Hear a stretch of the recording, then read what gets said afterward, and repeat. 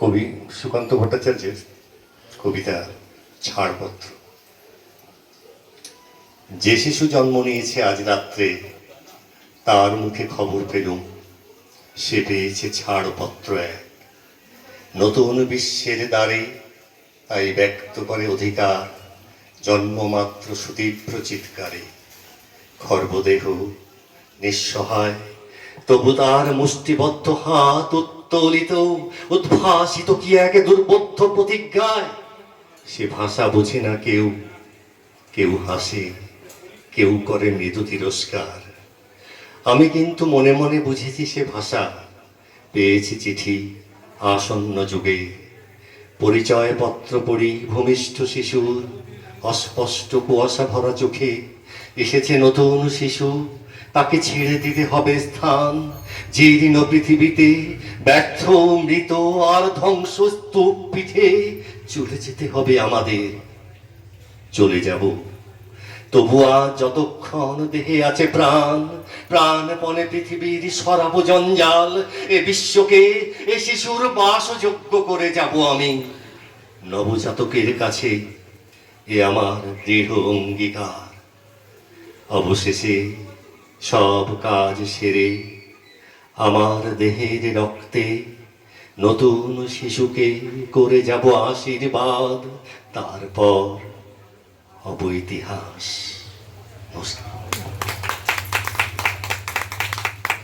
অসংখ্য ধন্যবাদ জানাই ডাক্তারবাবুকে, এবং তাকে আমি একটু মঞ্চে থাকার জন্যই অনুরোধ করছি আর কি। আসলে ওনার আরেকটা পরিচয় আছে, উনি তো শিল্পী তো বটেই, এবং তার পাশাপাশি উনি একজন ডাক্তার। উনি আর্থারাইটিস এবং পেইন ম্যানেজমেন্ট এই বিষয়ে দীর্ঘদিন গবেষণা করেছেন। তো সেই আমাদের আহিরা, যেটা আজকে আমরা যে সবাই এখানে একত্রিত হয়েছি, কিসের প্রোগ্রাম? এটা অবশ্যই স্বাধীনতা দিবস উদযাপন অনুষ্ঠান, কিন্তু করছে কে? All India human rights association 0365। যাদের মূল উদ্দেশ্য কি? যাদের মূল উদ্দেশ্য হচ্ছে মানুষের সাথে, মানুষের পাশে, মানুষের কল্যাণে। তা বিভিন্ন রকম করে তো সমাজের কল্যাণ করা যায়, বিভিন্ন রকম করে মানুষের ভালো করা যায়। এখনকার দিনে আমরা দেখতে পাচ্ছি যে একটা সময় বয়স হলে মানুষের বিভিন্ন রকম শারীরিক সমস্যা দেখা দিত, কিন্তু এখনকার দিনে দেখতে পাচ্ছি অল্প বয়স থেকেই মানুষের নানা রকম শারীরিক সমস্যা দেখা দিচ্ছে, বিভিন্ন রকমের আর কি। তা যদি আমরা আহিরার আজকের অনুষ্ঠানে মানে খানিকটা সময়ের মধ্যে সেই সম্বন্ধে কিছু মানে একটা সামাজিক বার্তা দিতে পারি, তাহলে কিন্তু এর থেকে মানে ভালো কিছু হতে পারে না। তো ডাক্তারবাবু দীর্ঘ অনেক বছর ধরে আর্থারাইটিস এবং পেন ম্যানেজমেন্ট নিয়ে কাজ করছেন, গবেষণা করছেন, এবং সেই গবেষণায় দেখা গেছে যে কত অনায়াসে যে কোনো হাঁটু ব্যথা, যে কোনো ডিফর্মিটি, যে কোনো প্যারালাইসিস উনি খুব সহজেই ঠিক করে ফেলতে পারেন। এই বিষয়ে সংক্ষিপ্ত একটা আলোকপাত করার জন্য ডক্টর দীপকর বসুকে আবার একটু মঞ্চে আসতে অনুরোধ করছি।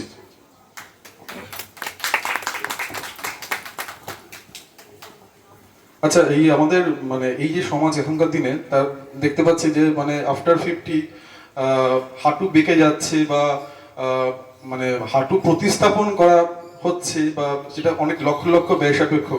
তো আপনি যদি আপনার গবেষণার যে ফল সেখান থেকে আপনাদের আমাদের সাথে একটু ভাগ করে নিতে পারেন আর কি।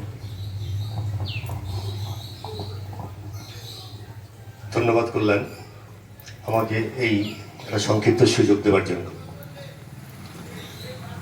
আমি দীর্ঘদিন যে গবেষণা করছি, প্রায় 25 বছর হতে চলল। মানে বলতে গেলে ডাক্তার হওয়াটা বোধ হয় তার উপরে। তো সেখানে গিয়ে দেখা গেছে আমাদের দেশে একটা বড় সমস্যা ওবেসিটি, হাইপারটেনশন মানে হাই প্রেশার, ডায়াবেটিস DM2, আর রিলেটেড সঙ্গে সঙ্গে যখনই আপনার ওবেসিটি আসবে তখনই সঙ্গে সঙ্গে একটা অবশ্যম্ভাবী আসার সম্ভাবনা উকি ঝুঁকি দেয়, সেটা হচ্ছে হৃদয় ঘটিত রোগ, অর্থাৎ হার্টের ডিজিজ, ক্যান্সার, বাগারা বাগারা চলতেই থাকে। এখন এইগুলো অধিকাংশই আসে আমাদের জীবনশৈলী থেকে। তো জীবনশৈলী আপনাকে বললে কি কাল আপনি 5 কিলোমিটার দৌড়ে দেবেন বা হেঁটে দেবেন, সেটা নাও সম্ভব হতে পারে। কিন্তু আমরা আরেকটা জিনিস গুলিয়ে ফেলি, সেটা হচ্ছে আমাদের জীবনশৈলী মানে শুধু কিন্তু এক্সারসাইজ করা নয়, সঙ্গে খাবারটাও একটু অদল বদল করলেই। আমি ধরে নিচ্ছি সবাই এখানে যারা আছেন সবাই আমার মতো একজন নিম্ন মধ্যবিত্ত মানুষ। তাদের সাধ্যের মধ্যেই খাবারটা একটু অল্প স্বল্প এদিক ওদিক করে নিলেই কিন্তু কাজটা করা যায়। আমি আগে বলি, এই ওবেসিটি নিয়ে বলি, তারপরে আমার আর্থারাইটিসটা বলতে সুবিধে হবে। ওবেসিটি হচ্ছে আমার খাদ্য যেটা খাচ্ছি মূলত কার্বোহাইড্রেট, সেই খাবারটা আমি জ্বালাতে পারছি না, জমে যাচ্ছে। মূলত ফাইন কার্বোহাইড্রেট। ফাইন কার্বোহাইড্রেট বলতে কি বুঝি? ধরুন একটা খোসাযুক্ত একটা খাবার, গমের খোসাযুক্ত একটা খাবার যদি আমরা খাই, সেটা কিন্তু কিছুটা ফাইবার থাকে, বাকিটা কনস্টিপেশন হতে বাধা দেয় না, এবং আমাদের জমবে কম। মানে শরীরে যে লিভার সেটাকে গ্লুকোজে কনভার্ট করে জমিয়ে দেবে, সেটা কম করবে, ফাইবারটা দিতে পারি। আরেকটা কথা মনে রাখতে হবে যে যত ফাইন কার্বোহাইড্রেট, মানে ময়দা যদি আমরা খাই, আমাদের সঙ্গে সঙ্গে দেখবে ডায়াবেটিসের মানে সুগারটা হাইক করে গেছে, মানে বেড়ে গেছে। ডায়াবেটিসের সুগার কন্টেন্ট আমার ব্লাডে বেড়ে গেছে ময়দা খেলেই। ময়দার মানে গ্লাইসেমিক ইন্ডেক্স হচ্ছে 90, যেখানে চিনির কিন্তু 65। চাল, সাধারণ বেটে চালগুলো, তার গ্লাইসেমিক ইন্ডেক্স হচ্ছে ওই 65 থেকে 70 ধরে নেওয়া যায়। তো সেগুলো খেলে কি হয়, আমার দুটো অসুবিধে হয়। সেটা হচ্ছে প্রথমত সেটা জমে যাওয়ার সম্ভাবনা থাকে, আমরা মোটা থেকে মোটাতর হতে থাকি, এবং যাদের ডায়াবেটিস আছে তাদের ডায়াবেটিসটা হাইক করে, মানে বেড়ে যায়।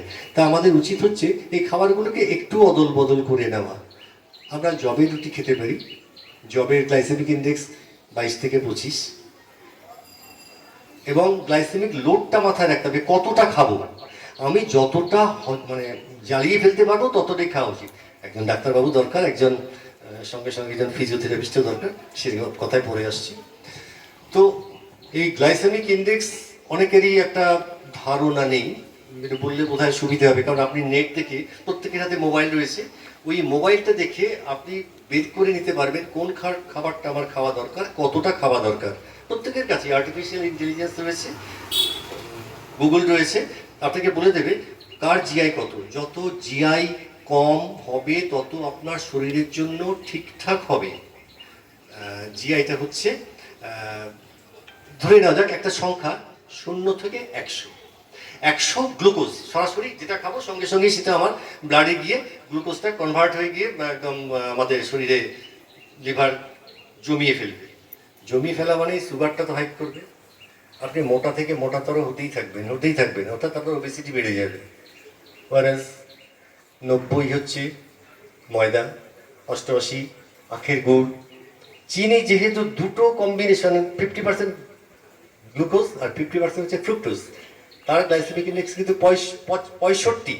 অর্থাৎ 1 কাপ চায়ে 1 চামচ চিনি খেতেই পারেন, যদি না তিনি ওই লুচি, ময়দা এগুলো বাদ দিয়ে, কেক, পেস্ট্রি, ফাস্টফুডটা বাদ দিয়ে এই যাতে ফাইবার যুক্ত যে খাবারগুলো খেতে পারে, তাহলে কিন্তু আমার শেকড়টা কেটে দিলাম, আমাদের ডায়াবেটিসটা ঠিক হবে, ওবেসিটি ঠিক হবে। সংক্ষিপ্ত বললাম। এবার আরেকটা মূল জায়গায় আসি, সেটা হচ্ছে আর্থারাইটিস আর পেইন ম্যানেজমেন্ট। সিমালটেনাসলি ওরা বলছিল যে প্যারালিসিসটা সম্বন্ধে, যেটা হয় আমাদের হাঁটুর ব্যথা হয়েছে, কোনো ডাক্তারবাবু থাকলে অন্য অর্থে নেবেন না, হাঁটুর ব্যথা হয়েছে, ডাক্তারবাবুর কাছে যাবেন, অর্থোপেডিক ডাক্তারের কাছে। তিনি যেটা আপনাকে বলবেন, একটা ক্যালসিয়াম দেবেন, একটা নি ক্যাপ পরিয়ে দেবেন, বলবেন ওয়েটটা কমাও, ব্যথার ওষুধ, ক্যালসিয়াম, ভিটামিন D3, একটা নি ক্যাপ দিয়ে দিলেন। চিকিৎসাটা কিন্তু হলো না। আপনি জিজ্ঞেস করেছেন কখনো যে ডাক্তারবাবু এতে কি আমার হাঁটুটা সেরে যাবে? তিনি বলবেন না, এটা সারে না। কিছুদিন হতে হতে 1st degree, 2nd degree, 3rd degree, আমি অস্টিওআর্থারাইটিসের কথা বলছি, একটা সময় পাটা বেঁকতে শুরু করেছে, বেঁকতে ধনুকের মতো হয়ে গেছে, 4th ডিগ্রি, এবং বলছি কিছু করা যাবে না, আপনাকে সার্জারি করতে হবে, সার্জারি করে নতুন হাঁটু প্রতিস্থাপন করতে হবে। সেখানেও কিন্তু সাফল্যের উল্লেখযোগ্যভাবে ভালো নয়। আপনি একটা নতুন হাঁটু, ভালো হাঁটুকে ছেড়ে দিয়ে আপনি একটা নতুন হাঁটু যখন প্রতিস্থাপন করছেন, লাখ চারেক টাকা খরচা করে, সেখানেও কিন্তু কোনো গ্যারান্টি নেই। কিন্তু আমি বলি কি, যে এখানে যে জিনিসটা আমরা এড়িয়ে যাই, আমার দীর্ঘ জীবনে আমি দেখতে পেয়েছি, আমাদের যে হাঁটুর সামনে যে 4টে মাসল আছে, কোয়াড্রিসেপ মাসলস, এই মাসলস আর পিছনে থাকে হ্যামস্ট্রিং, গ্লুটিয়াস, কাপ মাসল, এগুলো রয়েছে। তো এদের মধ্যে একটা হারমোনি, মানে ব্যালেন্সের অভাব ঘটে। এই ব্যালেন্সের অভাব ঘটার জন্যেই মূল আমাদের হাঁটুর যাবতীয় সমস্যা কিন্তু তৈরি হয়। এটা আপনাকে বলা হয় না। ওই ক্যালসিয়াম, ব্যথার ওষুধ, নিক্যাপ, আর বলবেন ফিজিওথেরাপি করবে। কি ফিজিওথেরাপি করবে? আর ওয়েট কমাতে বলা হয়। কিন্তু আপনি সেরে যাবে কিনা যখন জিজ্ঞেস করেন, তুমি একটু থমকে যাবেন। তো সেক্ষেত্রে উপায় হচ্ছে, একজন ডাক্তারকে বলুন যে আমাকে কি ফিজিওথেরাপি করতে হবে, আমার কোন মাসেলটা দুর্বল হয়েছে, কোন মাসেলটা শক্ত হয়েছে। মানে শক্ত হবে মানে কি জানেন তো, এই মাসেলটা স্টিফ হয়ে গেছে ওভার অ্যাক্টিভের ফলে, মানে ওভার ওয়ার্ক। আপনি যত কাজ করবেন তত তো আপনি শক্তিশালী হবে, শক্তিশালী স্টিফ হয়ে গেছে, তাহলে সেই জায়গাটা নরম করতে হবে যাতে জোর দিতে পারি আমরা। এবং এই ব্যালেন্সটা যখন করে ফেলবো, এইটাকে আমি নরম করব, পিছনের পেশিটাকে শক্ত করব, পিছনের পেশিগুলোকে, আমার হাঁটুর যাবতীয় সমস্যা সমাধান হয়ে যাবে। এবং সঙ্গে সঙ্গে আরেকটা কথা বলবো, এই হাঁটুর সমস্যা যখন হয় তখন অনেকগুলো রোগ এই মাঝখানে দেখা যায়। একটা হচ্ছে অস্টিওফাইট, মানে হাড় বেড়ে যাওয়া। তো এই বয়সে তো হাড় বাড়ে না, হাড়ের কিছু ক্যালসিফিকেশন হয়ে যায়, বা কখনো কখনো বড়শির মতো হয়ে যায়, হাড় বেড়ে গেছে। সেই হাড়গুলোকে ওই আল্ট্রাসাউন্ড দিয়ে ফিজিওথেরাপিস্টটা ঠিক করে দেন। স্ক্লেরোসিস হয়ে যায়, নার্ভের হার্ডেনিং হয়ে যাওয়া, ব্লাড সার্কুলেশন হয় না, প্রচণ্ড ব্যথা হয়। কার্টিলেজ ক্ষয়ে যায়, টিয়ার অ্যান্ড ওয়্যার হয়ে যায়। এই কার্টিলেজ ক্ষয়ে গেছে, এগুলোকে নতুনভাবে একদম তৈরি করে ফেলা যায়। এখন আমাদের